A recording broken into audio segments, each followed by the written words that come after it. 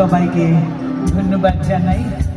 This is a fantastic উৎসব রাজডাঙ্গা পিঠেপুলি। Thank you so much. আপনারা আমায় দেখে এত ভালোবাসা এত সম্মান দিয়েছেন, কিন্তু আপনারা ভুলবেন না আমি ছিলাম ইন দ্য ফার্স্ট ইনঅগ্রেশন প্রোগ্রাম, যখন স্টেজ ওই মতো ছোট্ট একটা স্টেজ ছিল। তখন আমার মিউজিশিয়ানসও ছিলেন না, শুধু আমি। And it was so fantastic. আজকে congratulations to the